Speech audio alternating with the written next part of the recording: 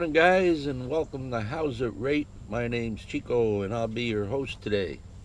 Just a little follow up on how things are going here. As you guys well know, kind of changed my eating habits, and I wanted to share with you what's going on. It's been like I think we're on day 4 right now. One interesting note is that I've been off the insulin, as I told you, and my blood sugar has dropped considerably.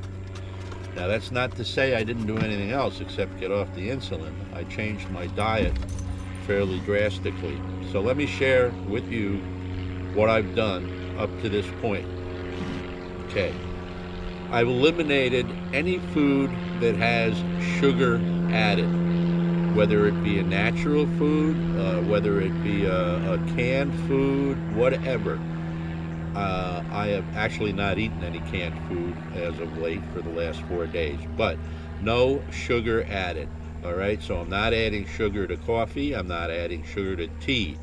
I'm not eating things such as ice cream that have sugar added.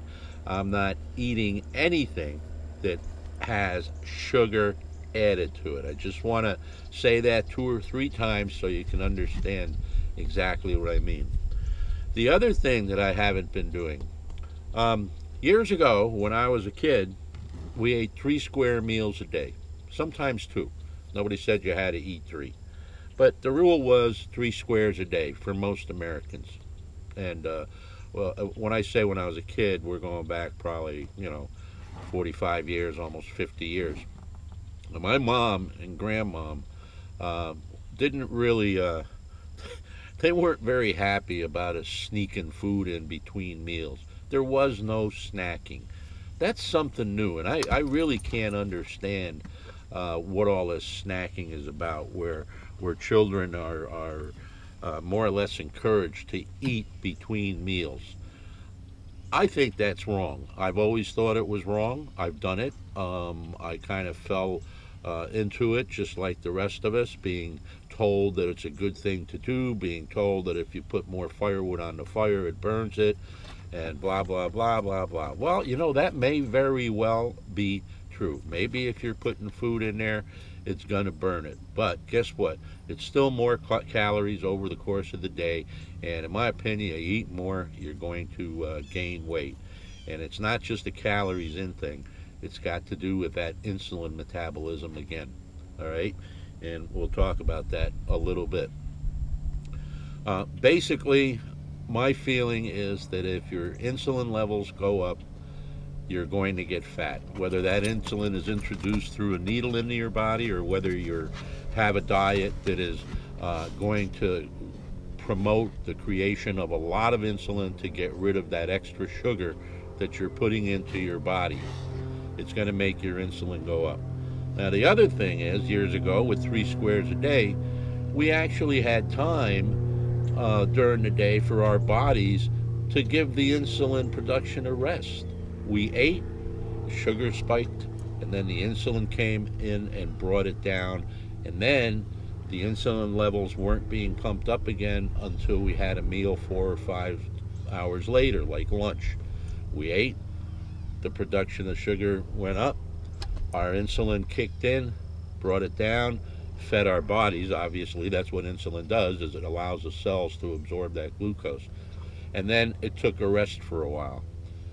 A couple of 3-4 hours later, we had our dinner. Again, our sugars went up, and the insulin kicked in, did its thing, and then it shut down, and then at night we went to bed, and guess what? No eating during sleeping, so our insulin production went down throughout the night. So what happens there? Well, it doesn't promote insulin resistance because your insulin levels are going up and then they're coming down. They're going up and then they're coming down for a long period of time during the night when you sleep. Well, what happens if you snack all day long? You eat your breakfast, then you have a snack, you eat lunch, you have another snack, you eat dinner, then you have another snack, then you eat ice cream, watching TV, blah, blah, blah. And you keep this up all day long, all right? Well, you eat, your blood sugar goes up, your insulin kicks in, tries to metabolize that glucose, okay? And stays up there, and then all of a sudden when it's ready to come down and take a rest, bingo, we hit it with a snack and it's up there again, and then it starts to come down, and bingo, we hit it with that main meal. So we're constantly up and across the whole day long, producing insulin, eating. Well, guess what? We're going to build up an insulin resistance. Yeah. And that's going to cause that insulin level to stay up there real high, and we're going to gain weight. Not only are we going to gain weight, but insulin resistance, the other name for it is type 2 diabetes. So if you're wondering where it comes from, that's where it comes from. So the other thing that I've done is what Mom and Grandmom used to tell me when I was a kid. No snacking. Don't eat between meals. You'll ruin your appetite. The whole 9 yards. So for the last 4 days, no sugars added, okay? And I really never liked breakfast, so I haven't eaten breakfast. But if I did, I wouldn't snack between breakfast and lunch, okay? So all I've been eating is lunch and dinner with no snacks in between or after. 2 meals a day. So that means that after my lunch, my insulin goes up, take care of business like it's supposed to do in a normal, healthy person, and then it comes down. And then when I have dinner, it's going to peak up there again, do business like it's supposed to, and then it's going to come down. And then guess what? No more snacking. So I'm actually giving my insulin a rest for the major portion of the day. It's not going to be spiking up there, because what causes insulin to go up is eating, especially eating. I mean, it goes up for other reasons, but eating is the big one. And the other thing you got to throw out, I'm sorry to say, is all those artificial sweeteners. And what's the biggest culprit of all for artificial sweeteners and sugar? Because not all of them are diet or unsweetened. Drinks. You know those big gulp things and stuff? Yeah, they're bad for you. Don't be doing that. And you have to be careful with natural juices also, because they're high in natural sugar, but they're not as bad for you as the artificial things like Diet Coke and Diet Pepsi and all those. Now, one of the reasons the juices aren't as bad for you is because it's natural. Okay, so doesn't have high fructose corn syrup added to it or any of that stuff. Now, natural juices, as good as they are, can be a little dangerous for you, or a little bit defeating if you're trying to lose weight, because the fiber's gone. There's no fiber in that juice. It's been processed out, and it's a lot easier to drink down a quart of juice than it is to eat 4 or 5 oranges or whatever the juice is that you're drinking. So be careful of the juices. But that's just what I've done.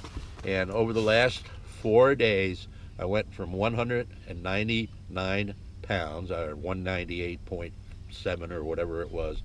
And this morning I weighed myself, okay, you ready for this?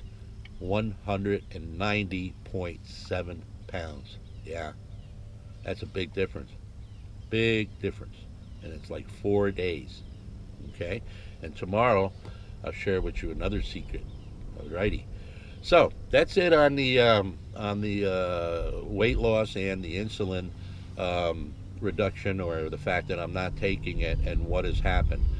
And if I can figure out how to do a screen share, what I'd like to do is show you guys the chart that I've been keeping with my blood sugar measurements. And you can see it actually in the beginning, it spiked up, and then it calmed down, and then it took a real drastic dive down. And the first ones to go down were my midday and late day readings. For some reason, my morning reading still stayed spiked, but that seems to be leveling off quite nicely now. So I hope you found this video interesting, and if I can answer any questions, please feel free to ask. And that's about it, guys. So take care. We'll see you next time with a new update. Don't forget to subscribe. Bye-bye.